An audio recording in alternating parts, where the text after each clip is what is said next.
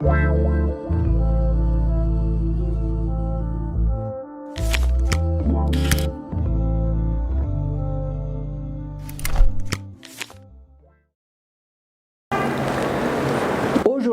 est la fête d'un couple marié qui, ayant reçu la foi à la première heure du christianisme, c'est-à-dire Saint Achille et Sainte Prisca, ou Priscille, à travers Saint Paul, n'ont jamais hésité à mettre toute leur vie et leur œuvre au service de l'évangélisation. Amis de Paul, Aquila et Priscille, époux et martyrs, sont rappelés par l'apôtre des gentils qui lut le témoignage chrétien et l'engagement dans la formation des nouvelles baptisés. Sa maison domestique ecclésiale était un point de référence pour les communautés de Corinthe, d'Éphèse et de Rome.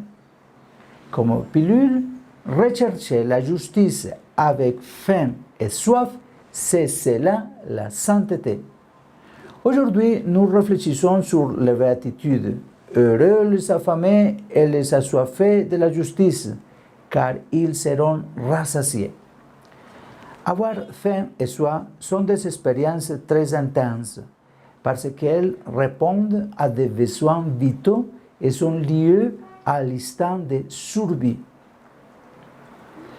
Il y a des gens qui, avec cette même intensité, aspirent à la justice et la recherchent avec un désir vraiment ardent.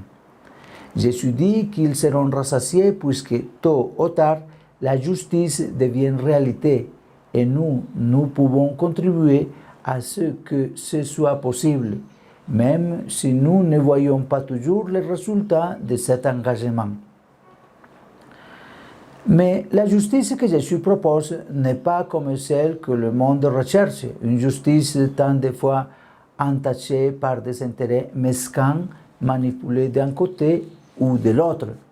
La réalité nous montre combien il est facile d'entrer dans les bandes organisées de la corruption, de participer à cette politique quotidienne du donnant-donnant, où tout est en affaire.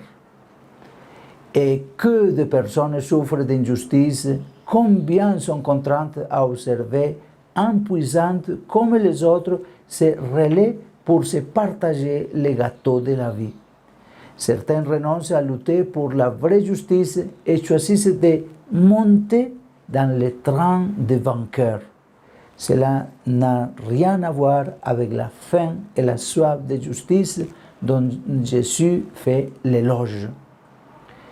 Une telle justice commence à devenir réalité dans la vie de chacun lorsque l'homme est juste dans ses propres décisions, et elle se manifeste ensuite quand on recherche la justice pour les pauvres et les faibles. Il est vrai que le mot justice peut être synonyme de fidélité à la volonté de Dieu par toute notre vie, mais si nous lui donnons un sens très général, nous oublions qu'elle se révèle en particulier dans la justice envers les désemparés. Dit Isaïe, chapitre 1, verset 17. Recherchez les droits, redressez les violents, faites droit à l'orphelin, plaidez pour la veuve. Rechercher la justice avec faim et soif, c'est cela la sainteté.